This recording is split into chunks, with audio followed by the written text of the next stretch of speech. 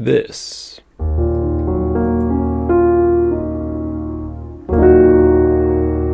is the E flat or D sharp minor triad. And sorry, I threw in a couple extra notes in that intro swell, but that's it. And I would imagine if you clicked on this video, you probably want to know how to play it. So let's do it.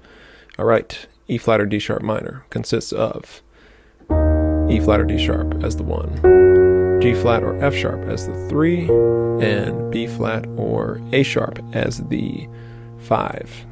It's a beautiful chord, very interesting character, and one I do not play in very much because, as you can see, it's got all of the black notes on piano and it's kind of a funky shape.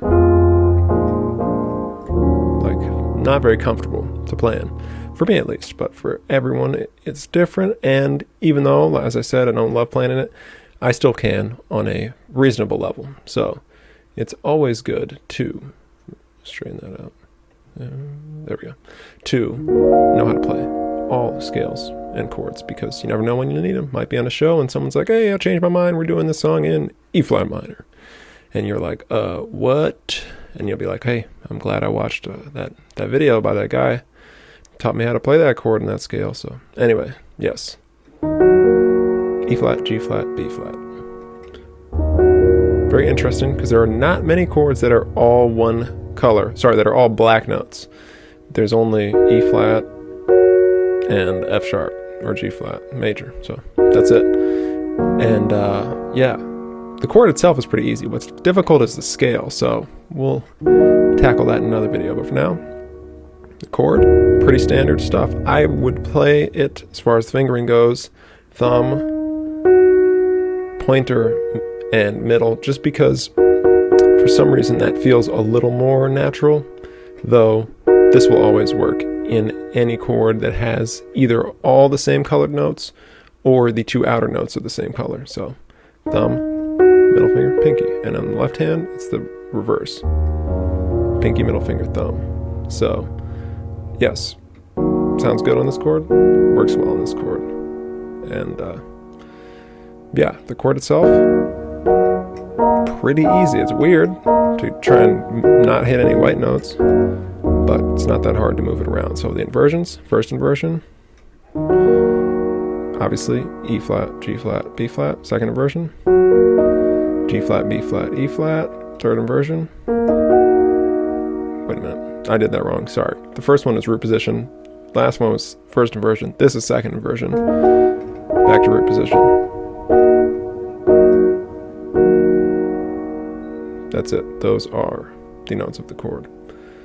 And the inversions, and the fingering for them, well, hopefully you could sort of see what I was doing, but for inversions, really, I would say whatever's most comfortable for you, because you got to be able to do them on the fly, so you don't want to force yourself into a specific fingering if it does not work. So yes, that is that. All right, exercises for this one, you know, pretty much the same as with most triads. Arpeggios are always good. Playing them up the inversions those will always help you get more comfortable. But above all, the black notes, in my opinion, have more resistance than the white notes do. I'm not sure if it's because they're shorter or what, or if I'm totally tripping, but I think they do. So the main thing is play anything on it. And I would say with this chord specifically, just the solid chord, that'll probably work out your hands the best to get used to the shape.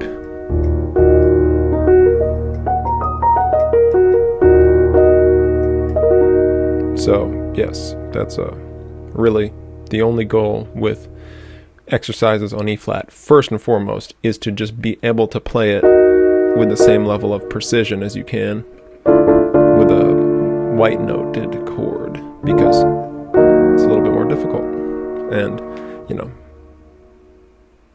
alternating chord tones, and this one especially, because it's all black notes, and it can get a little funky looking because the black notes aren't like the white notes. Sometimes the third is just the next black note, which it's not as symmetrical as with the chords that have white notes, because they're all at most a whole step apart. But in this case, you've got a minor third between two black notes. So weird looking chord, beautifully sounding though, and great for composition, I would say. You probably won't encounter this a lot in songs, especially in something like jazz. I don't know how many times I've ever encountered an E flat minor song itself. You definitely go to it for a second, and that's what these videos are for. Above all else, I'd say, is for people to just have every chord and scale at least in their brain a little bit, so that if you have to go to it for a second, you're good.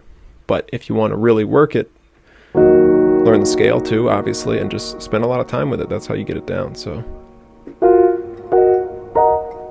it's beautiful, beautiful chord.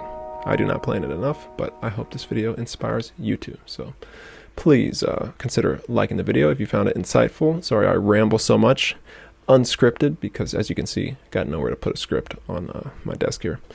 And subscribe to the channel for more. I'm going to upload a lot of videos talking about a lot of different scales, chords, and whatnot, and I'm going to be blowing them out pretty fast. And honestly, by the point most of you see this, I will probably have finished most of them, and we'll be doing more I don't know, fun content for me. Not that I don't enjoy this, but it's pretty rinse and repeat type of stuff. So anyway, subscribe for more, and I will catch you in the next one. Peace.